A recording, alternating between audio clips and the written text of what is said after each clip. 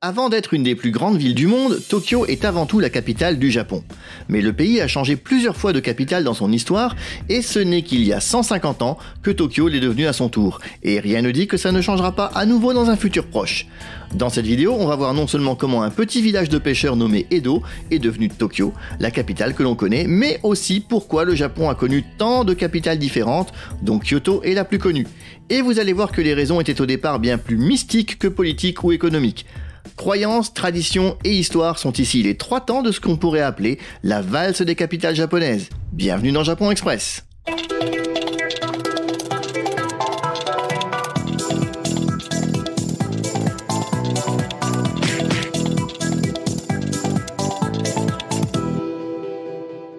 Dans la langue japonaise, la capitale se dit Miyako, un terme empreint à la fois de politique et de mysticisme car littéralement, il désigne le lieu où se situe la maison sacrée. Comprenez par là qu'il s'agit du lieu où réside l'empereur. Et l'empereur est considéré comme étant de descendance divine, ne l'oublions pas. Comment, vous ne le saviez pas ? Alors c'est que vous n'avez sans doute pas vu l'excellente vidéo consacrée à Jinmu et à la fondation de l'Empire japonais. Bon, je vous la mets en fiche.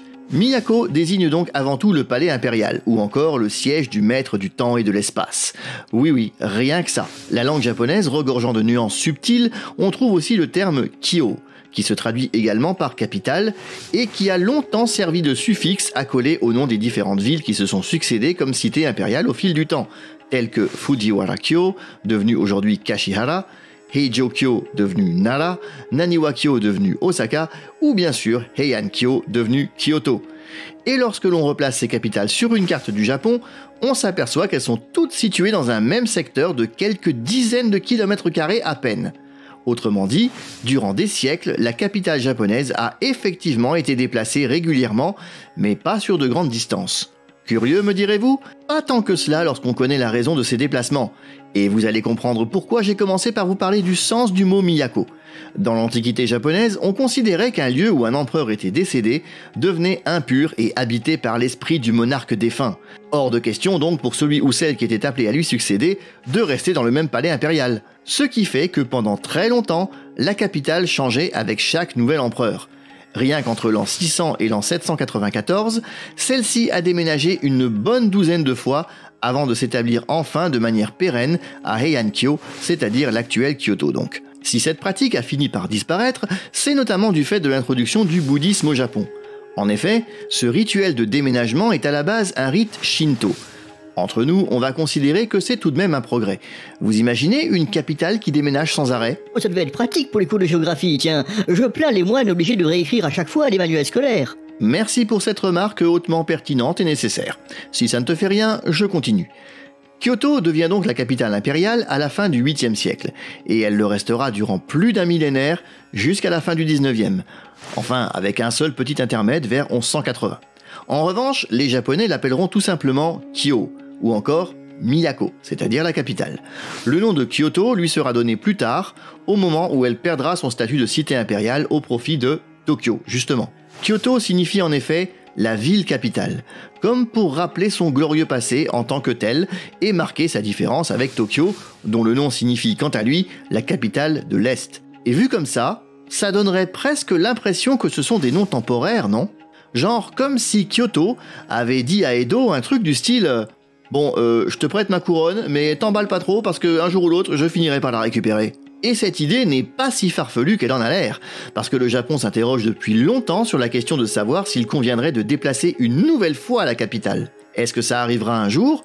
On verra bien. Mais alors, que s'est-il passé pour qu'après plus de 1000 ans, la capitale déménage une nouvelle fois, et cette fois beaucoup plus loin ? Oui, parce que ce coup-ci, elle bouge à plus de 600 km. Eh bien, vous vous en doutez, en 1000 ans, il s'est vraiment passé un tas de choses, sur lesquelles je reviendrai en vidéo au fur et à mesure, croyez-moi. Pour les férus d'histoire du Japon, on explorera tout ça en détail, c'est promis. Mais pour le moment, on va résumer viteuf pour pas dépasser du format. À la fin du XVIe siècle, Ieyasu Tokugawa prend le pouvoir et devient shogun. Il fonde ainsi une dynastie qui va régner jusqu'en 1868. Or, le fief de Tokugawa se trouve à Edo. Edo, c'était au départ un petit village de pêcheurs dans la région du Kanto, et le shogunat en fera une ville majeure du pays. Mais Kyoto demeure la cité impériale durant toute la période Edo, Sauf que lorsque le shogunat prend fin en 1868, le nouvel empereur, Meiji, décide d'installer le palais impérial au château d'Edo, histoire de bien montrer que le shogunat des Tokugawa, c'est fini. Du coup, puisque l'empereur déménage, la capitale aussi. De fait, Edo change de nom et devient la capitale de l'Est, c'est-à-dire Tokyo. Et je vais finir sur un petit fun fact, à nouveau à propos du mot capitale en japonais. Vous savez, le fameux Kyo, que l'on retrouve dans Kyoto et dans Tokyo. Soit dit en passant, c'est le seul kanji en commun. Le kanji To, c'est pas le même.